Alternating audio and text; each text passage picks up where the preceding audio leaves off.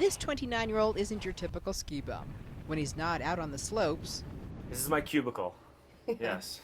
Cubicle filled with wine. Exactly, yeah.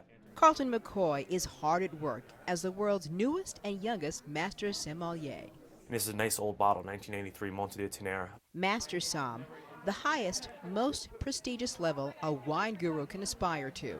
I love the Northern Rhone Syrahs. I think Only it's, sort of 211 people prestige in the and, world have ever also achieved Shiraz it. in the same In category. fact, Carlton is one of only 2 African Americans with the impressive title.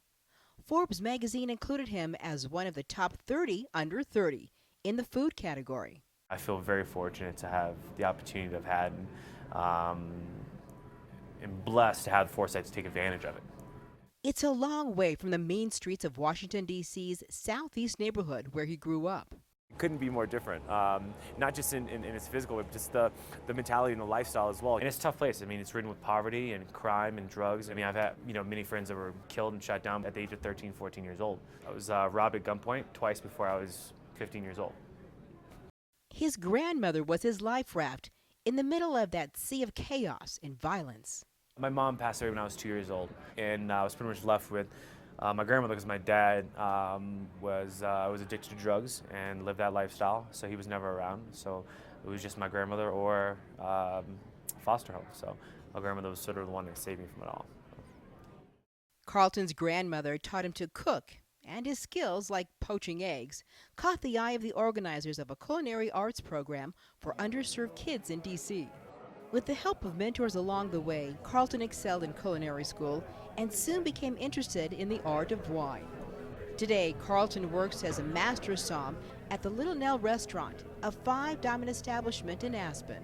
Carlton turned down the job to the posh resort restaurant 3 times. Never in his wildest dreams did he think a guy like him could live and work in a place like this.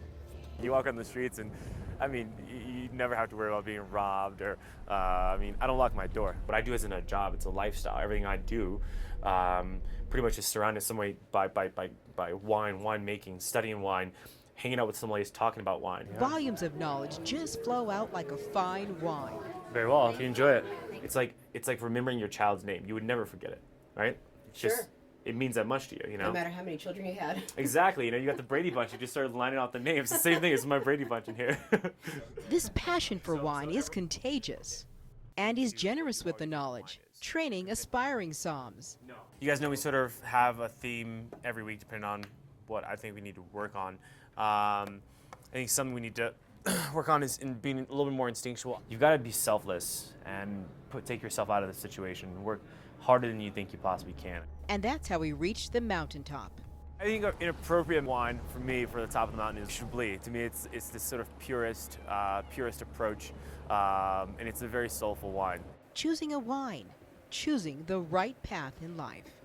There are points in my life I would have gone the other way. I may have been dead by now, but I made, the right decision at the right time, and then just sort of let everything else sort of fate take over, if you will. Fate, helped along by hard work and a gift only a handful of people in the world are blessed with.